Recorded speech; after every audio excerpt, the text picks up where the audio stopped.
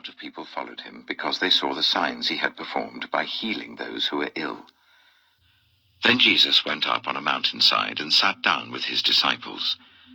The Jewish Passover festival was near. When Jesus looked up and saw a great crowd coming towards him, he said to Philip, "Where shall we buy bread for these people to eat?" He asked this only to test him, for he already had in mind what he was going to do.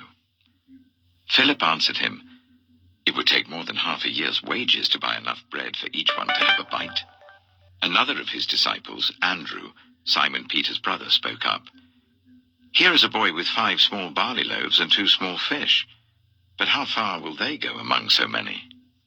Jesus said, "Make the people sit down." There was plenty of grass in that place, and they sat down. About 5,000 men were there. Jesus then took the loaves, gave thanks, and distributed to those who were seated as much as they wanted. He did the same with the fish. When they had all had enough to eat, he said to his disciples, "Gather the pieces that are left over, let nothing be wasted."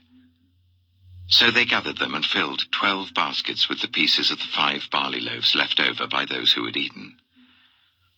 After the people saw the sign Jesus performed, they began to say, "Surely this is the prophet who is to come into the world." Jesus, knowing that they intended to come and make him king by force, withdrew again to a mountain by himself. When evening came, his disciples went down to the lake, where they got into a boat and set off across the lake for Capernaum. By now it was dark, and Jesus had not yet joined them. A strong wind was blowing, and the waters grew rough. When they had rowed about 3 or 4 miles, they saw Jesus approaching the boat, walking on the water, and they were frightened. But he said to them, "It is I, don't be afraid." Then they were willing to take him into the boat, and immediately the boat reached the shore where they were heading. The next day, the crowd that had stayed on the opposite shore of the lake realized that only one boat had been there, and that Jesus had not entered it with his disciples, but that they had gone away alone. Then some boats from Tiberias landed near the place where the people had eaten the bread after the Lord had given thanks. Once the crowd realized that neither Jesus nor his disciples were there, they got into the boats and went to Capernaum in search of Jesus. When they found him on the other side of the lake, they asked him, "Rabbi, when did you get here?" Jesus answered, "Very truly I tell you, you are looking for me, not because you saw the signs I performed, but because you ate the loaves and had your fill. Do not work for food that spoils, but for food that endures to eternal life, which the Son of Man will give you. For on him God the Father has placed his seal of approval." Then they asked him, "What must we do to do the works God requires?" Jesus answered, "The work of God is this, to believe in the one he has sent." So they asked him, "What sign then will you give that we may see it and believe you? What will you do? Our ancestors ate the manna in the wilderness. As it is written, he gave them bread from heaven to eat."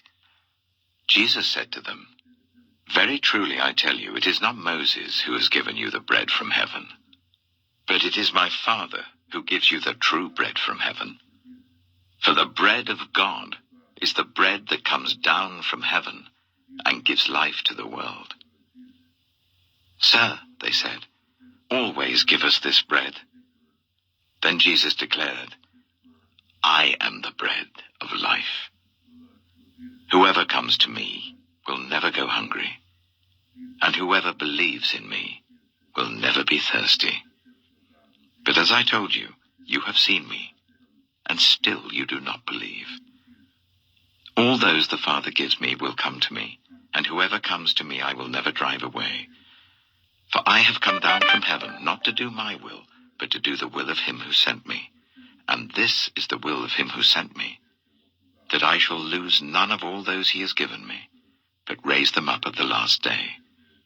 For my Father's will is that everyone who looks to the Son and believes in him shall have eternal life, and I will raise them up at the last day. At this, the Jews there began to grumble about him because he said, "I am the bread that came down from heaven." They said, "Is not this Jesus, the son of Joseph, whose father and mother we know? How can he now say, 'I came down from heaven'?" "Stop grumbling among yourselves," Jesus answered. "No one can come to me unless the Father who sent me draws them, and I will raise them up at the last day. It is written in the prophets, 'They will all be taught by God.' Everyone who has heard the Father and learned from him comes to me. No one has seen the Father except the one who is from God. Only he has seen the Father. Very truly I tell you, the one who believes has eternal life. I am the bread of life. Your ancestors ate the manna in the wilderness, yet they died. But here is the bread that comes down from heaven, which anyone may eat and not die. I am the living bread that came down from heaven. Whoever eats this bread will live forever. This bread is my flesh, which I will give for the life of the world." Then the Jews began to argue sharply among themselves, "How can this man give us his flesh to eat?" Jesus said to them, "Very truly I tell you, unless you eat the flesh of the Son of Man and drink his blood, you have no life in you. Whoever eats my flesh and drinks my blood has eternal life, and I will raise them up at the last day. For my flesh is real food, and my blood is real drink. Whoever eats my flesh and drinks my blood remains in me, and I in them. Just as the living Father sent me, and I live because of the Father, so the one who feeds on me will live because of me. This is the bread that came down from heaven. Your ancestors ate manna and died, but whoever